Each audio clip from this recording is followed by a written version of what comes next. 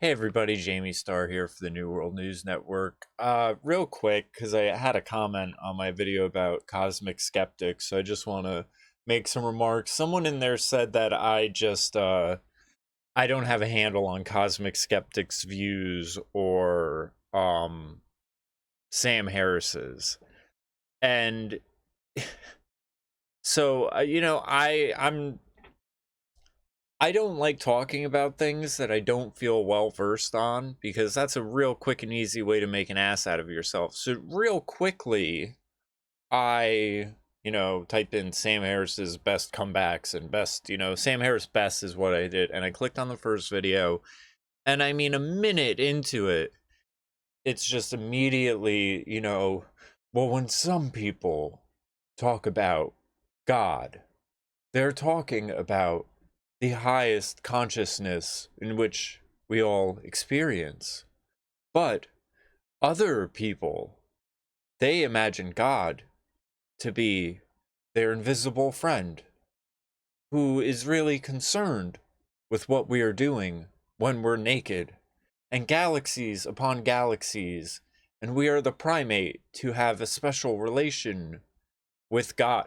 Now, let's not get into all of this fucking, your fairy tale Darwinism story coming from an inbred dude being your fucking substantial evidence. I mean, let's not get into any of their crazy fairy tales of things we've never seen or experienced because, we got some bones lying around so we can make some stories of it. But I mean, it's like, it's the whole thing to me as I'm watching this, I'm like, all right, first off, the point I made in this response to this comment about Sam Harris is you have to realize who he is.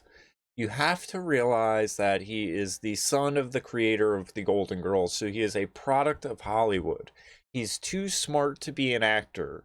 So he still has the narcissism and vanity and the need to sort of do what Hollywood does, where they're out there telling everyone how they should think and what they should think. And Sam Harris is just a pinch smarter than the rest of them, but it's all vanity and narcissism. If someone is telling you you can find truth by searching inward, what are they saying? They're saying you have all the answers. You are it. And that's what Sam Harris thinks. He has all the answers. It's narcissism of the highest form wrapped in this veneer of intellectualism. I watch him and I'm not getting anything. There's nothing being taken from it. And the only thing I think people get out of it, and please, if anyone thinks I'm wrong, explain it to me. Don't just say, well, you just don't understand. Yeah, obviously I don't, because all I'm seeing is this appeal to arrogance, basically, where he just goes up there and what he does is he creates a straw man of some redneck hillbilly view of God and then attacks that. He never, if he were to be a real intellectual, he would look at studies concerning the positive impacts of faith, the cohesiveness that faith can give a society, and he would go after that. But instead, he creates this straw man of, well, there's some God that don't like the homosexuals and blah, blah, blah, blah, and he attacks that. So it's vapid and nothing. And it's the highest form of narcissism. I mean, again, this is a guy that goes around and sits in meditative silent retreats for months on end because he has mommy's Golden Girl money to do so. So what does this offer the average everyday 9 to 5 working person? That's what I want someone to present to me. If you think I'm really wrong about my take on cosmic skeptic and a lot of this philosophy, like, at least Stefan Molyneux was very practical in his applications of different philosophies and stuff like that. And Molyneux still has the same trappings where, Molyneux is like, oh, I'm a libertarian, we should, get rid of as much government as possible, the free market. But NASA says, NASA told us, the science told us, And he's never been that great at distinguishing tangible science to fucking cockamamie faith theories. Um, so that's my whole thing. Is my question is always going to be, what of substance are you offering? You know, there's a clip put together of Ben Shapiro in his interview where it's just them being like, in conversation.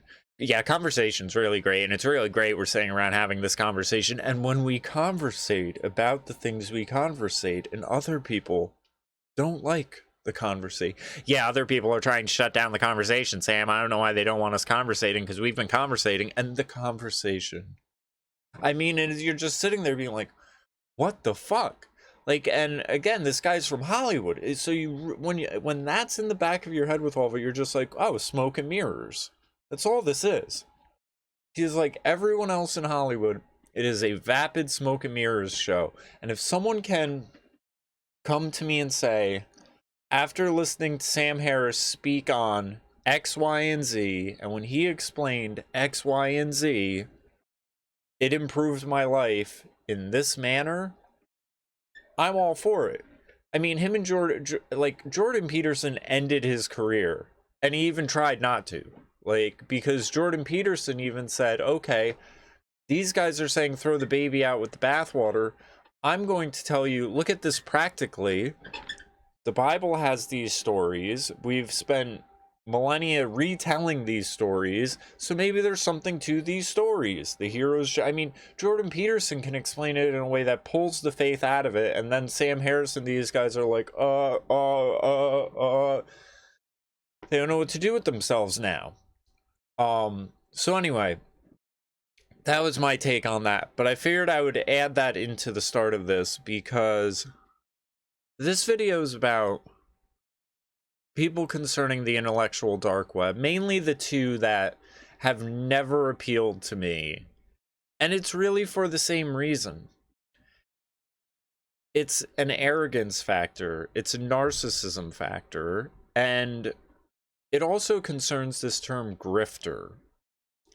Now, the term grifter is thrown around for people who, it's basically used to say people have no actual values or morals. They're just going with whoever cuts the check.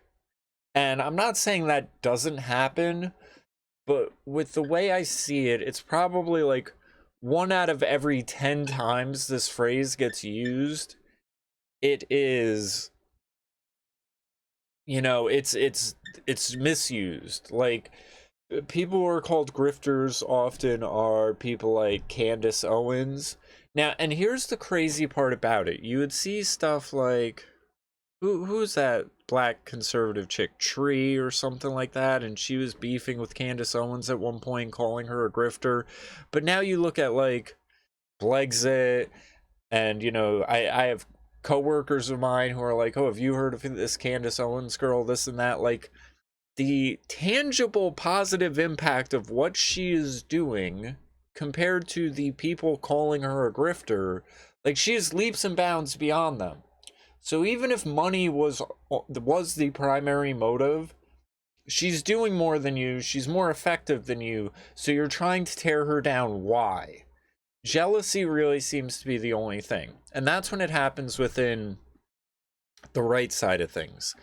Now, the left, though, they basically use the term grifter to insulate their echo chamber, where it's a way to question the motives. So if anyone steps out of the party line, and I'll tell you, it's the weirdest thing too, because if you look at it, it's like, and I'm going to do a video on this, the fascism of the left, all of the money, power, and influence is on the left. Like, the real grifters out there are like these Bush administration people who are cozying up with Biden, hoping to get a job in Washington because Trump fired all of them. Like, that's where the person who gets called a grifter a lot is like Dave Rubin, for example. Like, everyone will claim that, you know, and in this video even, we'll see the Weinsteins who are now, you know, questioning Dave Rubin because Dave Rubin came out and said he would vote for Trump. And that's sort of the interesting dynamic, and it's why the intellectual dark web is nothing. I mean, first off, it was this group that was just sort of amalgamated by people having conversations or whatever. And, outside forces pop this label on them and stuff like that. But the problem is within this group, it's not that someone is a grifter, it's that you have these staunch, I don't know if they think it's because they're principles or whatever it may be, but you have academic elitists who will point to something that's wrong, but they think fully going on the other side of it is beneath them. So in the case of like the Weinsteins, they're these liberal professors and all this stuff, and they just have a problem with the racializing of things. So when Dave Rubin says he's going to vote for Trump, oh, whoa, what happened with Dave Rubin? We're not supposed to be right wingers or Republicans. We're disaffected liberals that just stand on the sides and say, hey guys, let's calm down. I mean, it's where where they're able to, shoehorn in this grifter idea, because it's basically like, oh, well, again, the person that's effective is obviously doing more than the person that's ineffective. So therefore the ineffective people are like, oh, well, he must just be doing it with the money, because why wouldn't he just be standing on the sidelines with us? Why wouldn't he be ineffective? Because God forbid you vote with someone with an R next to their name, even though you can. And this is the other thing about it, is when you just say, oh, well, grifter, well, then you don't have to get into the substance of anything. Dave Rubin can list off reasons why I'm voting for Trump because X, Y, and Z, and no one ever says, okay, yeah, Dave's always been, big on those issues, so I can understand why he's siding with someone over those issues. It's this tribalist thing, and the grifter remark provides an out for people who, in one breath, are saying they're against balkanizing and racializing and tribalizing, but then I get very, pearl clutching when someone steps out of the larger tribe. So it's like, to one of these Weinsteins, you can have, the tribe of liberals. We're liberal, this and that. That's the tribe. Now, they'll get uppity if you start breaking it up smaller than that. Oh, well, the whites and the blacks and the Hispanics and the gays and the trans and the women and the this. So as long as it's a large tent, they're cool with that. But then when someone steps out of the large tent, well, there's the issue. So anyway, let's get into this. I've been watching a lot of Sam Cedar lately. And, it's funny because some of these videos he'll be like, well, why doesn't Dave Rubin listen to me? Why doesn't this person listen to me? Why doesn't that? And it's because he's legit insane. He's insane and he's a troll. And I pulled another clip from his show. Maybe I'll do it all in this one video, where they legitimately were like, well, we should do like the Russian Revolution. I mean, it's like, I'm done thinking this is some mishap coincidence that you have a news network that calls themselves the Young Turks, and then, Jacobin, and then they're saying we need the Russian Revolution. I mean, they are, it's, you can't say they just don't know any better anymore. Like, they're just outright being like, oh yeah, we need the fucking violent purge, gulag, whatever. So that's why people don't mention his name or don't pay attention to him, because he's nothing. He is just this whacked out conspiracy theorist. And the other thing that really bothers me about a lot of these people is the fact that everything, it ties into the political correct idea, where it's like, I see everything the right way. Anyone who votes this way, they'll again concoct a theory in which it all fits perfectly to them. Oh, well, this person couldn't have had an honest change of heart. They must be doing it for the money. The motives are always questioned because their way is right. So if you're not doing it the right way, well, then there must be something nefarious going on behind it. So let's get into this.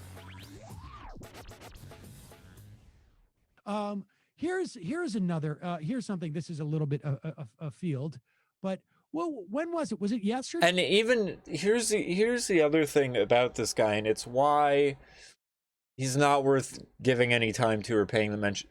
You can see, or at least I can, because I like to study this stuff. This is again oozing arrogance. Just watch the. Well, look at, see, like you can, even the way he leans in, it's all in a sort of very gotcha, arrogant sort of, well, let me explain to you little people down here. Let me tell you how it's gonna be. I mean, it's a talking down to always. Here's another. Here's something. This is a little bit a field, but well, when was it? Was it yesterday that we were talking about Eric? Yeah, of course, it was yesterday that we were talking about. Do you know these Weinstein brother guys? Yeah. Not the ones, not the Miramax people, but Brett Weinstein, who was the guy from Evergreen College, who was very upset. He felt like there was a problem with transgender stuff, or I can't even. No, there was symbolic acts of a day of absence that he thought was attack on whiteness. Oh, okay. So you had an issue with unnecessary demonization of white people, I guess, or something.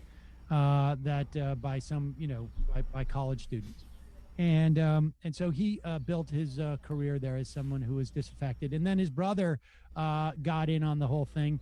He works for Peter Thiel, and they became, members of the IDW, I guess. And for years, one of the members of the IDW was Dave Rubin. And yesterday, I was talking about like why Eric Weinstein is still bringing me up in these interviews as someone who is problematic. It just seems like, first of all, in these, if he was really talking to intellectuals, with all due respect to me. Now I will have to say, this part is really funny because he makes a valid point and is a bit self-deprecating in it. But I think it also does go to show, and maybe Sam doesn't see this, it's a credit to Sam's ability to troll when I think he thinks he's doing something serious and important here, rather than just being a nuisance. They'd have no idea who he's talking about if he would bring up Sam Cedar as an example of something. I'm sorry. It's just like in intellectual circles, I'll interview some people, but I'm sorry, with all due respect. They'd be referencing Barry Weiss. Let's just be very clear. I mean, like, no, you'd be talking about, I mean, like this, the intellectuals are not limited to the world of people who are on YouTube. I should say that right now, okay? And then you don't get clicks, Sam. That's particularly for people who are in their 50s, okay? and I hypothesized yesterday that based upon a phone call I had with Eric Weinstein like a year ago. I do want to make a quick point because, it's very interesting. You had this shift that happened over,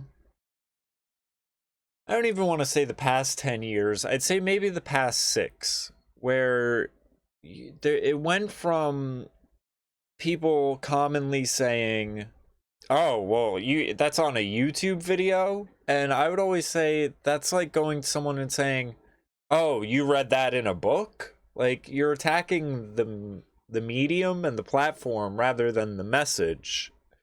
And then it switched to YouTube then becoming big enough where if you don't know something, everyone will say, well, look it up on YouTube. There'll be a video of someone showing you how to do it. Like, so his point, on the one hand, is the arrogance of 6 or so years ago. But again, Jordan Peterson sort of, by putting all of his college lectures up online and everything like that, more and more people, if they are actually intellectuals and someone worth listening to, they've realized the tides have changed and their best mechanism for distribution is YouTube.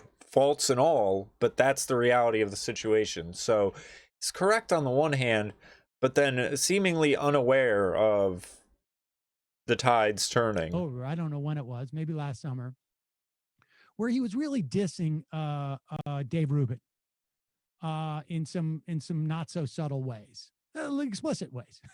And I got the sense that like maybe what's going on here, since Dave Rubin had moved. Here's the other thing, is that these people, and it's so interesting and very telling of all of them, whether it's Sam Cedar, I'm pretty sure I've seen Kyle Kalinske do it. And if, okay, so the intellectual dark web, you know, is this thing that everyone said, oh, well, look, you know, there's all this crossover between these Weinsteins and Rubin and Rogan and Harris and all that. So they're the intellectual dark web, where if you find one, you'll find the other's videos. And again, it's a branding that was sort of bestowed upon them. And then these people are so thirsty to stir the pot that you could have someone in this, you know, made up group say something where, you know, like Rogan does a video saying, you know, some people aren't honest about their motives and this and that and everything else. And they're immediately like, he's talking about Dave Rubin. Like as if it's rappers doing diss records with subliminals in them or something.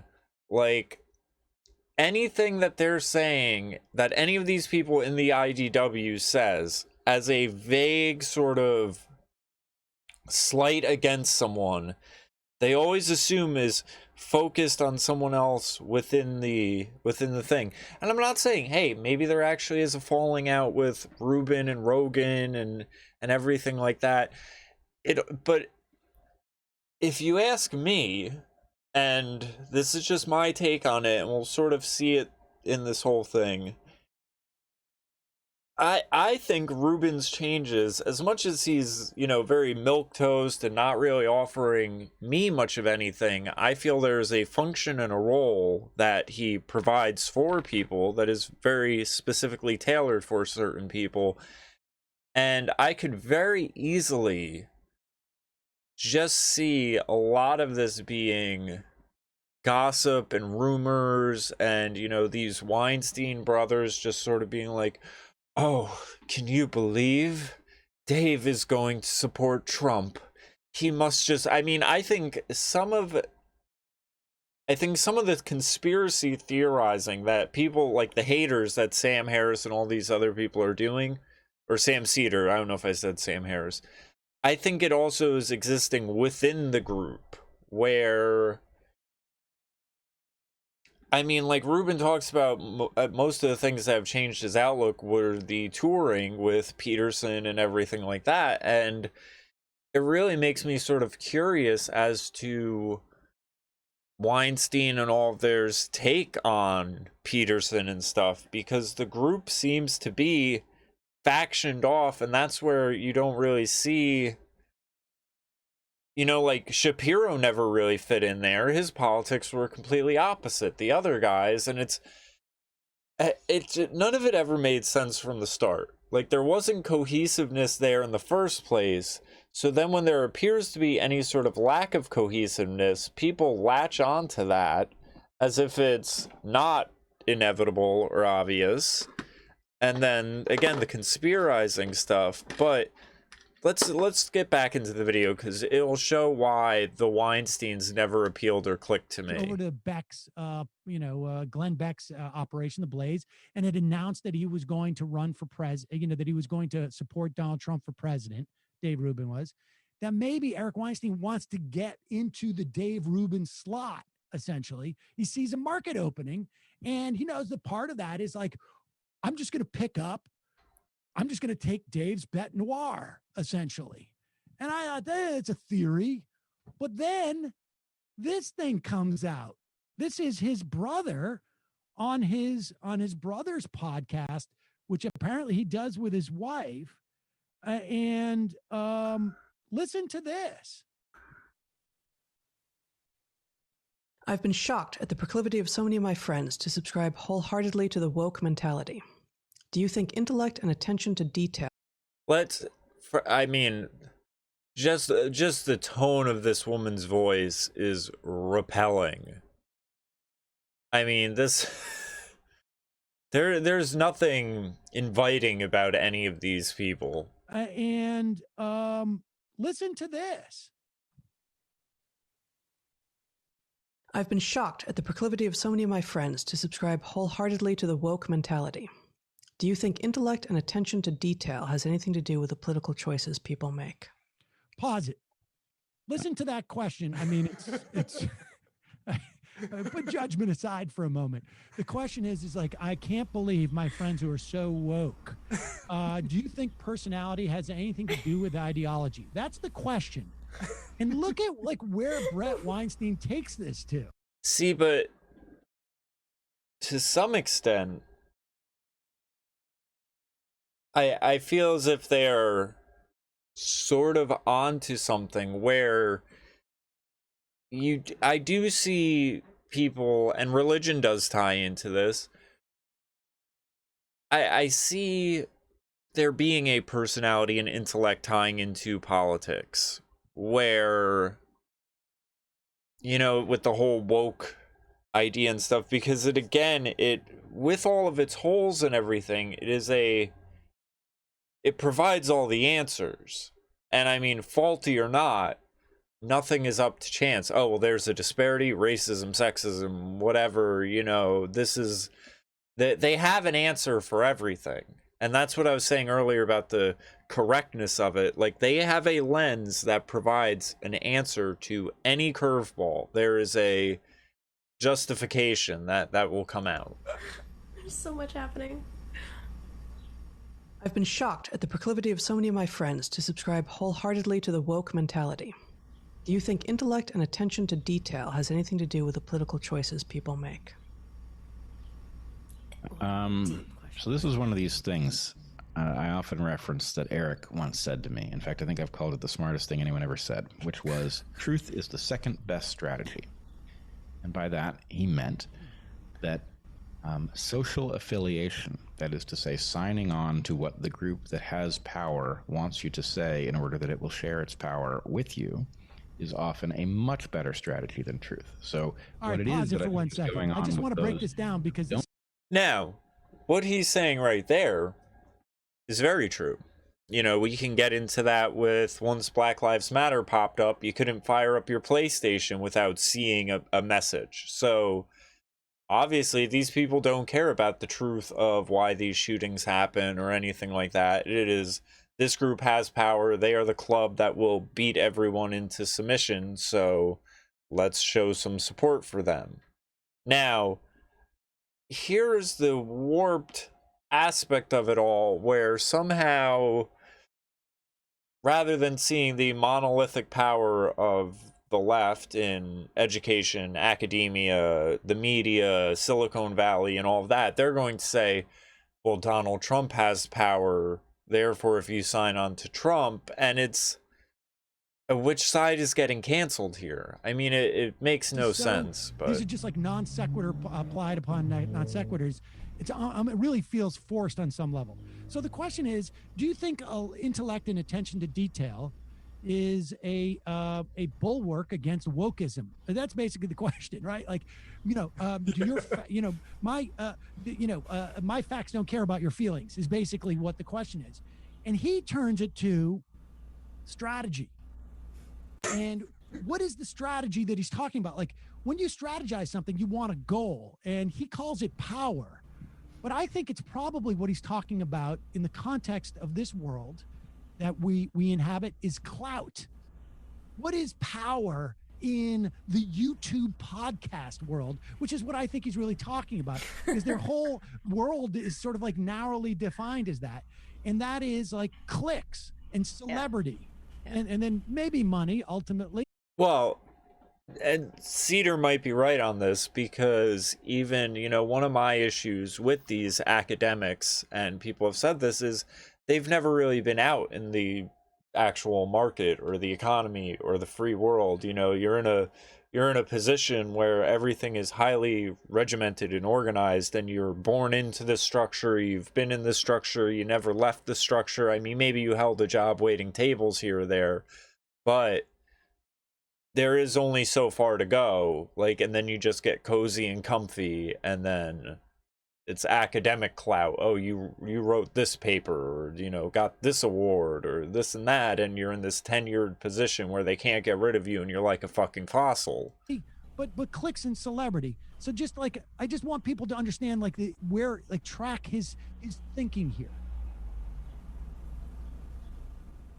Is that I think is going on with those who don't sign up with this. It's one of two things. Either they have correctly realized that they could get somewhere in the short term by signing on, but that they will ultimately be confronted by this thing in the end, so it's not a good deal. Or they are sticklers for the truth. And the fact is, I think all of us sticklers for the truth are, I don't want to call us broken, but we do not have the circuit that allows you to just simply socially affiliate no matter what kind of nonsense it forces to come out of your mouth. Right? Some people do. Okay, now I want you to go back here, but what he's saying is that, like, there's two types of people. Some people who go along to get that power and will join the herd essentially and espouse this stuff. But then there's people like us who are so wedded to the truth that we're almost broken. It's like a humble brag here. We're so wedded to the truth that that we actually we don't just make social affiliations as a you know, that we demand that the truth take us where we want to go. All right, and so that's what he's saying here. And again, it's not really what the question was. The question was about intellect and attention to detail, but he's turned it into like a social strategy where I'm not successful, he's saying, in part, I'm not powerful because I'm so wedded to the truth that I'm broken in this game that I have talked about what the best strategy is. It's not a good deal. Or they are sticklers for the truth. And the fact is, I think all of us sticklers for the truth are, I don't want to call us broken, but we do not have the circuit that allows you to just simply socially affiliate no matter what kind of nonsense it forces to come out of your mouth. Right? Some people do. And the fact that they say some crazy thing and everybody cheers assures them that it must be right. Mm-hmm. So anyway, this can happen all over the place. You know, there's some danger, you know, in the case of Dave Rubin, for example, that he's hearing, you know, the cheers of a bunch of people who are all concentrated in one mindset, and he thinks that what he's saying is making sense, and in fact, it seems to be making less sense over time as he's moving closer to a group that is united behind ideas that are not robust. Closer to a different ideology than one that he formerly ascribed to, but seems to be a jump from ideology to ideology rather than to more first principles thinking. Yeah. And you know. Now, okay, so this is just amazing. Can you imagine talking about something about like social dynamics and just using Dave Rubin as like your pivot point?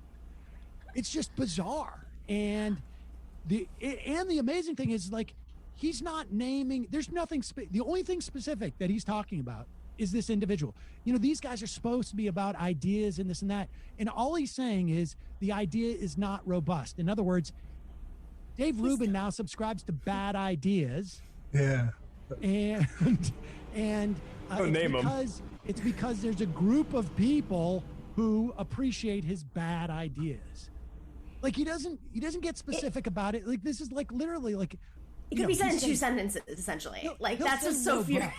And I guess his wife, I don't know. And now to tie this real quick into the rant that I was going on earlier about Sam Harris, Cedar basically points this out. Like, this guy is just went on for minutes saying next to nothing. You know, nothing is in detail, and it's again when there's such value on robust ideas and conversation and this and that. And I mean, here's the wilder part about all of this is,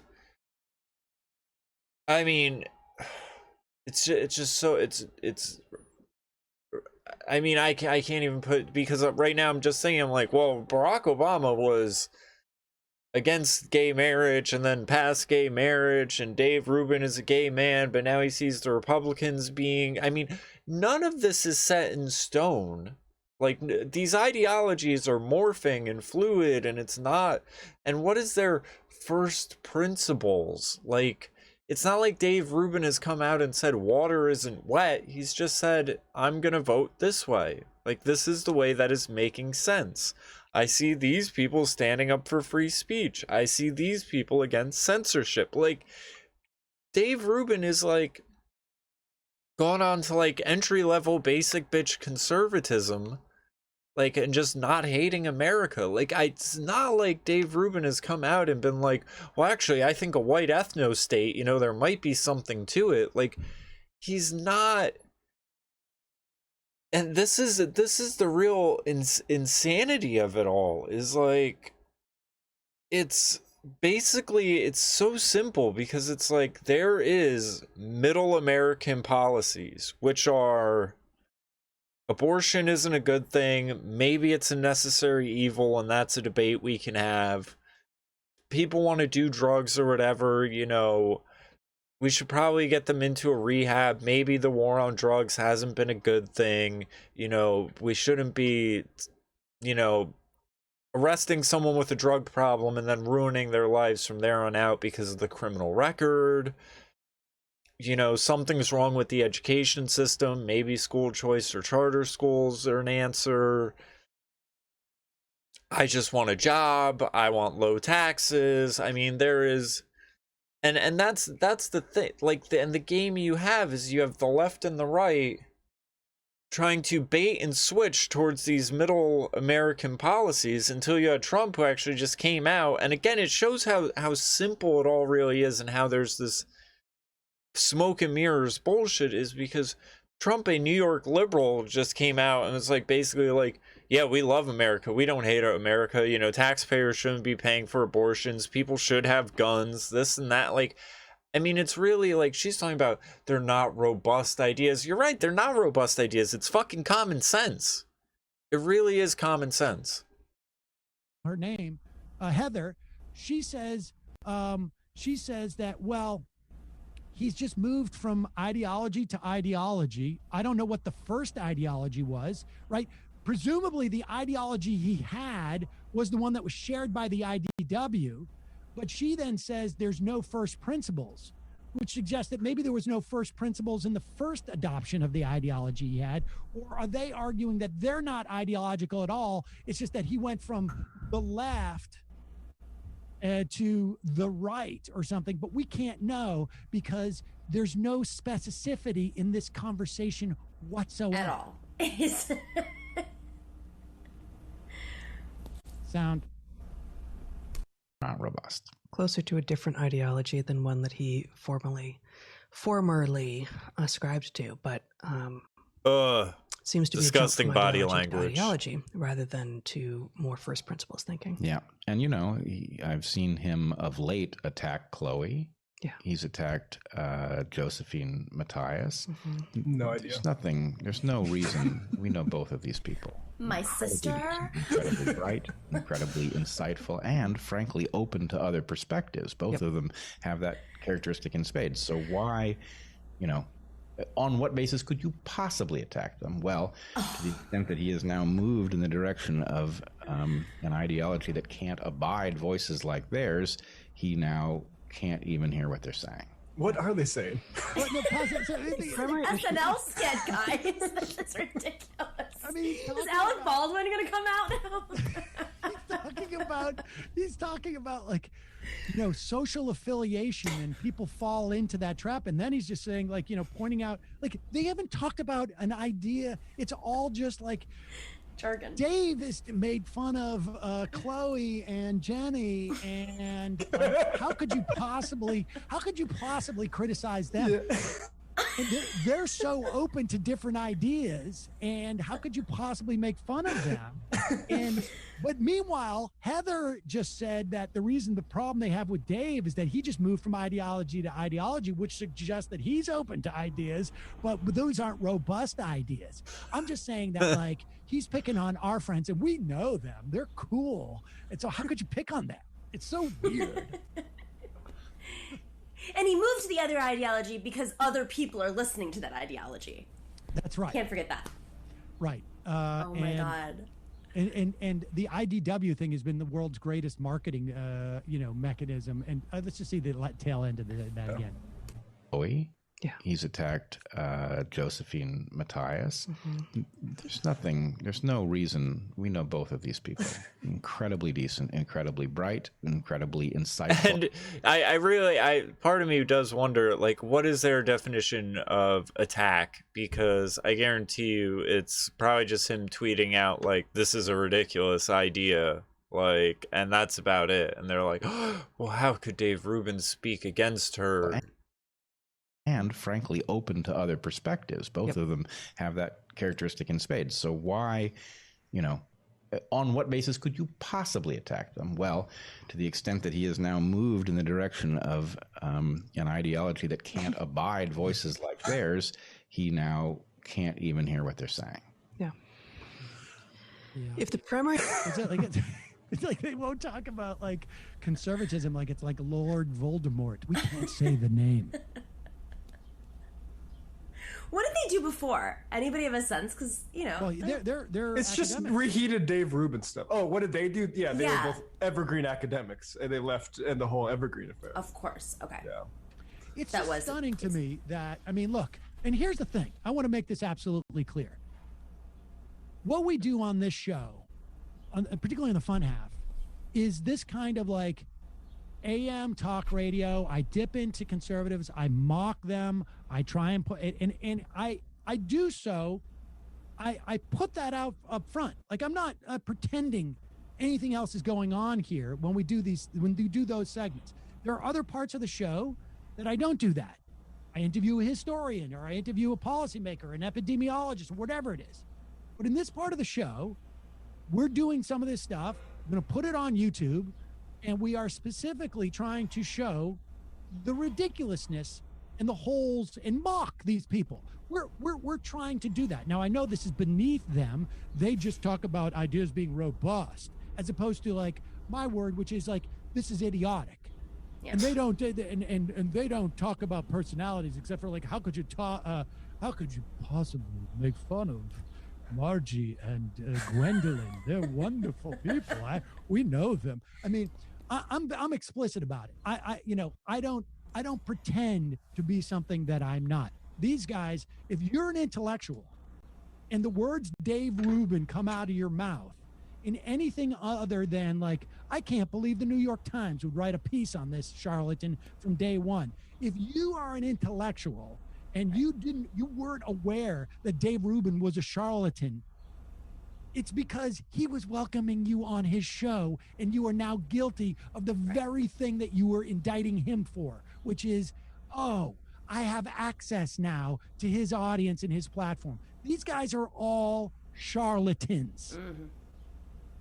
If you're an intellectual and you can't cite anything, then you're not an intellectual. It's unrobust. It's just like floating over any kind of specificity. It's just hilarious.